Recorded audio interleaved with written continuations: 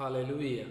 परमेश्वर का धन्यवाद करते एक बार फिर से, और मैं आप सबों का हमारे जयवंत मिनिस्ट्री बाजपुर के यूट्यूब चैनल पर मैं आप सबों का हार्दिक स्वागत करता हूं और उम्मीद करता हूं आप एकदम ठीक होंगे और परमेश्वर के गहरे प्रेम और उसके अनुग्रह में बने होंगे। प्रियो, आज एक बार फिर से मैं आपके बीच में एक बड़ा अच्छा मैसेज लेकर के आया हूं। जबकि हम सब जानते हैं आजकल का जो माहौल चल रहा है, उस माहौल को देखते हुए हर तरीके से और हर तरफ से और हर एक इंसान आज ये कोशिश करने में लगा पड़ा है कि ईसाई लोग धर्मांतरण करते हैं, और धर्मांतरण वो सिर्फ हिंदुओं का ही करते हैं। बहुत सारी बातें हमारे सामने आ रही हैं। आप सब सोशल मीडिया को अच्छी तरीके से जानते हैं। सोशल मीडिया पे आए दिन कोई ना कोई खबर हमारे पास तक पहुंचती रहती है कि आज इस चर्च के अंदर अटैक कर दिया, कभी उस चर्च के अंदर अटैक कर दिया। किसी पास्टर को अभी मैं सुबह की ही वीडियो देख रहा था एक यूट्यूब पर, तो मैंने देखा कि वहाँ पर एक प्रार्थना सभा चल रही थी। तो उस प्रार्थना सभा में जाकर के पास्टर के यहाँ पर बंदूक रख करके उसको गोली मार दी गई। यहाँ पर बंदूक रख करके पास्टर को गोली मार दी गई। आप मुझे एक बात बताइए, क्या ये सही है? हम लोग कब तक इन अत्याचार को सहते रहेंगे? मेरे प्रियो, मैं और आप, हमारी ये शिक्षा नहीं है कि हम अगर कोई हमें मारे तो हम उसको मारें। हमें तो प्रभु यीशु मसीह ने ये शिक्षा दी है कि अगर कोई एक गाल पे थप्पड़ मारे तो दूसरा भी फेर देना। अरे ये लाठी डंडे चलाने से क्या हासिल हो जाएगा? लाठी डंडे चलाना, मारपीट करना, जान से मार देना, जेल में बंद करा देना, इन सब चीजों से क्या मिल जाएगा? क्या हम पलट करके किसी के ऊपर पलटवार करते हैं? हम पलटवार नहीं करते हैं। लेकिन मैं ये बताना चाहता हूं अपने उन सभी मसीह भाई बहनों को भी, और यदि कोई अदर व्यक्ति भी इस वीडियो को देखता है, तो मैं आप सबों से भी ये नम्र निवेदन करना चाहता हूं, मेरे भाई मेरे बहन, हम मारपीट करने वाले, लड़ाई झगड़े करने वाले लोग नहीं हैं। हम बड़े प्यार से रहने वाले लोग हैं। बाइबल हमें ऐसा बताती है, जब हम मत्ती रचित सुसमाचार उसका 5 अध्याय पढ़ते हैं तो यहाँ पर ऐसा लिखा हुआ है कि 10 वचन जब हम पढ़ते हैं, लिखा है, धन्य है वे जो धार्मिकता के कारण सताए जाते हैं, क्योंकि स्वर्ग का राज्य उन्हीं का है। मेरे मसीह भाई बहनों, अगर आप और मैं प्रभु यीशु मसीह के लिए सताए जा रहे हैं या फिर परमेश्वर के सुसमाचार को लेकर के सताए जा रहे हैं, तो हमारे विषय में लिखा है कि स्वर्ग का राज्य तुम्हारा ही है। धन्य हो तुम जब मनुष्य मेरे कारण तुम्हारी निंदा करे और सताए और झूठ बोल बोलकर तुम्हारे विरोध में सब प्रकार की बुरी बातें कहे। आज हम सब अच्छी तरीके से जानते हैं, मसीह लोगों के पास में कोई ऐसी मसीह नहीं है कि जिससे कि वो किसी का धर्मांतरण कर सके, और ना ही धर्मांतरण किसी के कहने से होता है, ना ही धर्मांतरण किसी को पैसा देकर के होता है, ना ही धर्मांतरण किसी के घर में जाकर के होता है। प्रियो, हम सब अच्छी तरीके से जानते हैं, धर्मांतरण अगर कोई व्यक्ति करना चाहता है, अपना धर्म चेंज करना चाहता है, तो वो सबसे ज्यादा अपने धर्म को चेंज करने के लिए किसी पंडित के पास नहीं जाएगा, किसी मौलवी के पास नहीं जाएगा, किसी गुरुद्वारे के पाठी के पास नहीं जाएगा, या फिर वो किसी पादरी के पास नहीं जाएगा। अगर उसे अपना धर्म बदलना है तो वो सीधे कोर्ट कचहरी जाएगा और एसडीएम के माध्यम से उसका धर्मांतरण किया जा सकता है। सरकार कर सकती है तब तो धर्मांतरण हो सकता है, अन्यथा इस दुनिया का कोई भी इंसान किसी का धर्मांतरण नहीं कर सकता। ये बात हम अच्छी तरीके से जानते हैं, लेकिन फिर भी हमें इस बात के लिए तंग किया जा रहा है, हमें परेशान किया जा रहा है कि हाँ, हम क्या कर रहे हैं? धर्मांतरण कर रहे हैं। प्रियो, हम सब जानते हैं कि हम यीशु मसीह की वजह से सताए जा रहे हैं, हम परेशान किए जा रहे हैं, हम तकलीफ में डाले जा रहे हैं। मेरे प्रियो, यीशु मसीह हमें प्यार करना सिखाता है। आप एक दूसरे से प्यार करते रहिए, आप अपनी शिक्षा को सही रखिए, आप किसी भी जाति, किसी भी धर्म या किसी भी पवित्र पुस्तक के खिलाफ में एक भी शब्द मत बोलिए। परमेश्वर के साथ चलिए, परमेश्वर के नजदीकी में चलिए। जैसा आपसे प्रभु यीशु मसीह कहता है, आप उसके साथ चलिए। आप अपने पड़ोसी से प्रेम कीजिए। यदि कोई आपको गाली दे रहा है तो उसे गाली मत दीजिए, बल्कि हाथ जोड़ के नमस्कार बोलिए। यदि कोई आपको प्रताड़ित कर रहा है तो आप उसको प्रताड़ना को सह लीजिए और कहिए, प्रभु आपको आशीष दे। आप अपने जीवन में परमेश्वर के प्रेम को प्रकट कीजिए। अक्सर लोग क्या करते हैं, जब उनके साथ किसी भी प्रकार का दुष्प्रभाव किया जाता है, दुर्व्यवहार किया जाता है, तो वो उसका बदले में बिल्कुल सेम टू सेम वैसा ही जवाब देते हैं। लेकिन ऐसा हमें नहीं करना चाहिए। हम मसीह यीशु के लोग हैं, हमें प्रभु के साथ में चलना चाहिए, परमेश्वर के नजदीकी में चलना चाहिए। अभी मैंने कुछ समय पहले एक वीडियो अपलोड किया जिसमें मैंने बहुत सारे अपने भाइयों को देखा कि उसमें कमेंट्स, ऐसे ऐसे कमेंट्स उन्होंने किए हैं जो हमारे लिए बिल्कुल ठीक नहीं। मेरे भाई बहनों, मैं आप सबों से हाथ जोड़ के प्रार्थना करता हूं और निवेदन विनती करता हूं आपसे कि आप कोई भी ऐसा वैसा कमेंट बॉक्स में ना करें, बल्कि एक दूसरे को उत्साहित करने के लिए परमेश्वर के वचन के द्वारा कमेंट्स करें।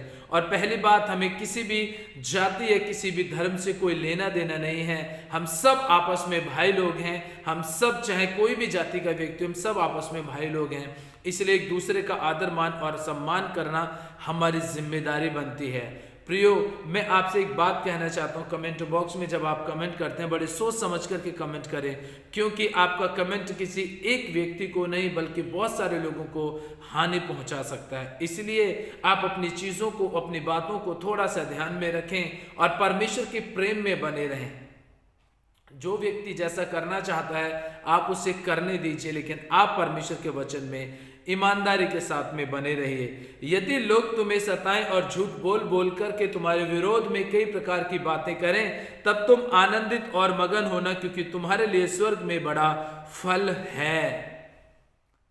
आज कोई अनोखा हमारे साथ में दुर्व्यवहार नहीं किया जा रहा है। आज से हजारों साल पहले भविष्यवक्ताओं के साथ में भी सताव किया गया था, भविष्यवक्ताओं को भी सताया गया था, भविष्यवक्ताओं को भी मारा गया था और प्रभु यीशु मसीह के चेलों के साथ में भी बुरा व्यवहार किया गया था। हम सब अच्छी तरीके से जानते हैं। तो इसलिए आज हमें डरने और घबराने की जरूरत नहीं है, बल्कि मसीह के वचन में मजबूत बने रहने की जरूरत है। क्योंकि इस शरीर से तो लोग हमें अलग कर सकते हैं, लेकिन परमेश्वर और उसकी आत्मा से हमें अलग नहीं कर सकते, परमेश्वर के राज्य से हमें अलग नहीं कर सकते हैं। इसलिए अपने आप को आप वचन में बनाइए, आप वचन के अनुसार चलिए। हम वो नहीं है कि अगर किसी ने हमें एक गाल पे चांटा मार दिया तो हम आगे से उसका सर फोड़ दें।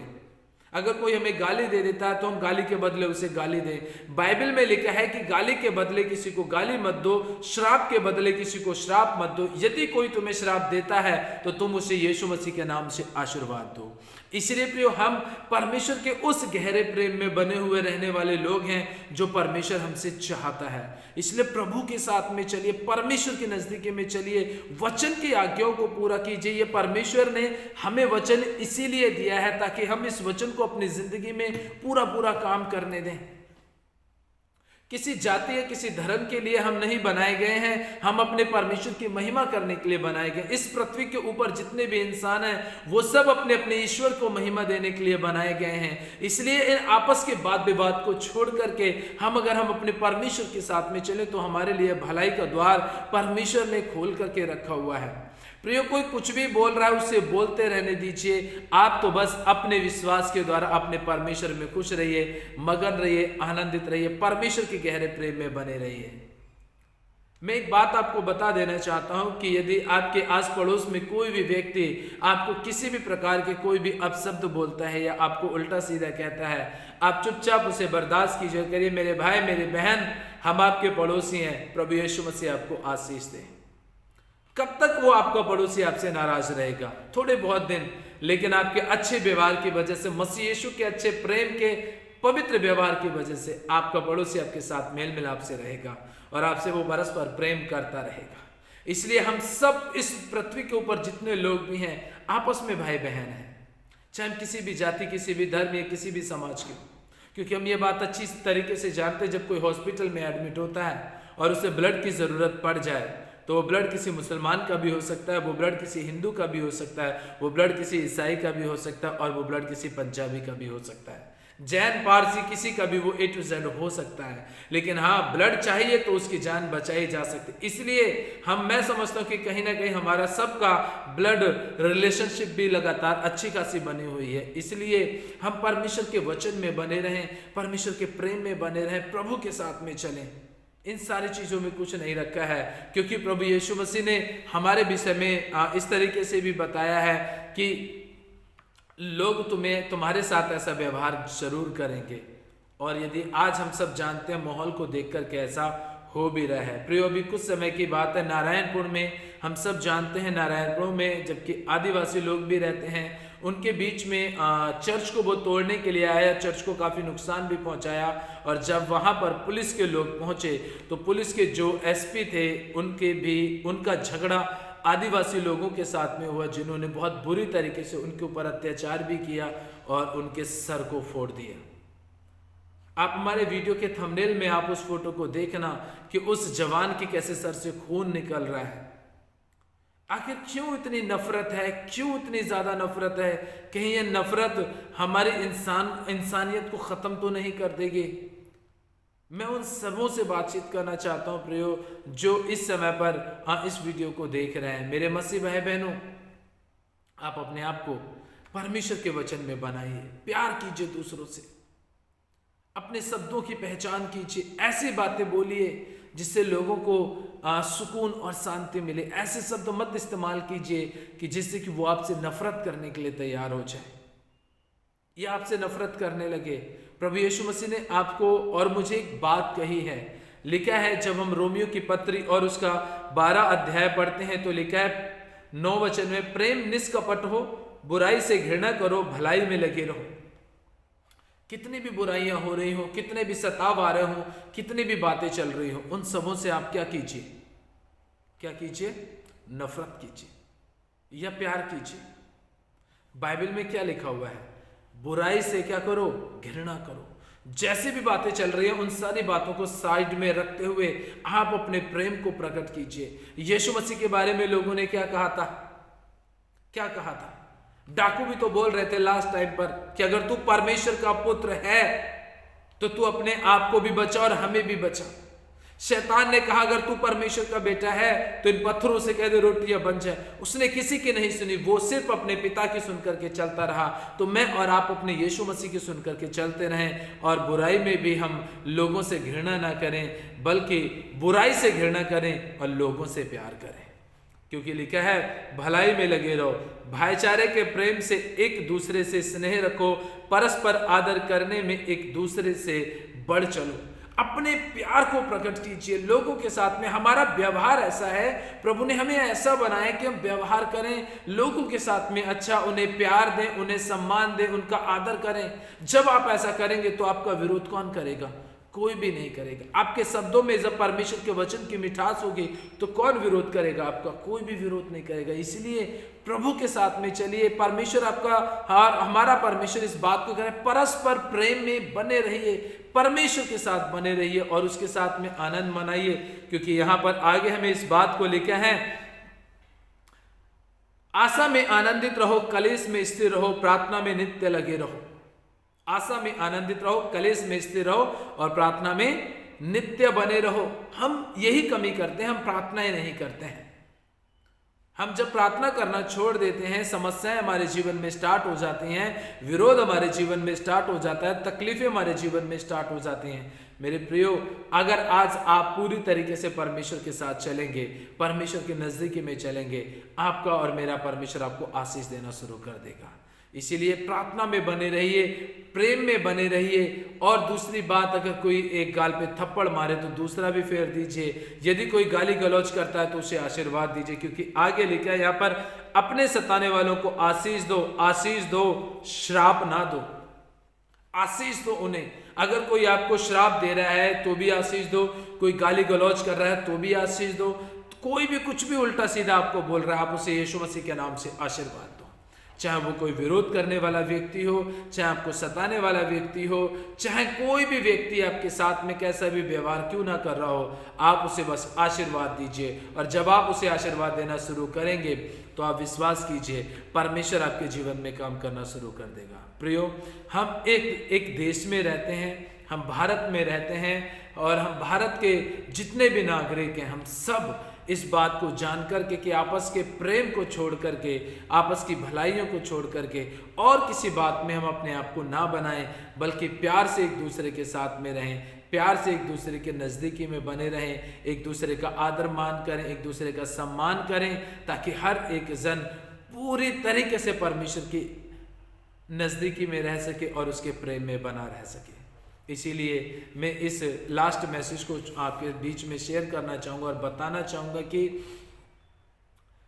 तमाम प्रकार के आज के माहौल को देख कर के जो घटनाएं हम लोगों के साथ में घट रही हैं, इन सारी चीज़ों के लिए आप प्रार्थनाओं को करते रहिए, प्रभु के नज़दीकी में बने रहिए, परमेश्वर की शांति में बने रहिए, प्रभु के साथ में बने रहिए। परमेश्वर के साथ जब आप चलना शुरू करेंगे तो प्रभु आपके जीवन में काम करना शुरू कर देगा। इसीलिए प्रियो, मैं आप सबों से हाथ जोड़ के विनती करना चाहता हूँ कि आप विरोध को ना सहें, बल्कि आप विरोध के लिए प्रार्थना करें कि प्रभु मेरे जीवन में तेरा प्रेम बना रहे, तेरी सुख शांति बनी रहे, मेरा व्यवहार ऐसा हो जाए जैसा तू चाहता है, मैं लोगों से प्यार ऐसा करूं जैसा तू प्यार करता था।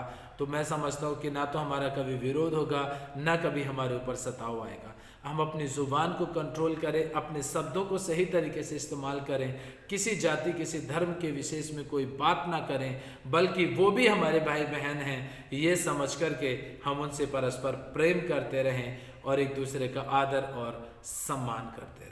इसीलिए इस मैसेज में मैं आपको ये बता देना चाहता हूँ कि बहुत सारे प्रभु के सेवकों के ऊपर अत्याचार हो रहे हैं, उनके और उनके परिवार के लिए लगातार प्रार्थना करते रहें, ताकि वो प्रभु के सेवक लोग जो जेल में बंद हैं या इधर उधर कहीं पर भी हैं, वो अपने चाहे जेल में ही रहें लेकिन उनके परिवार के लोग प्रभु में आनंदित रहें। इसीलिए एक दूसरे के लिए प्रार्थना करते रहें और प्रभु के साथ में बने रहें। इसलिए आज के वचन के द्वारा परमेश्वर आप सबों को आशीष दे। सभी को प्यार भरे शब्दों में जय मसीह की।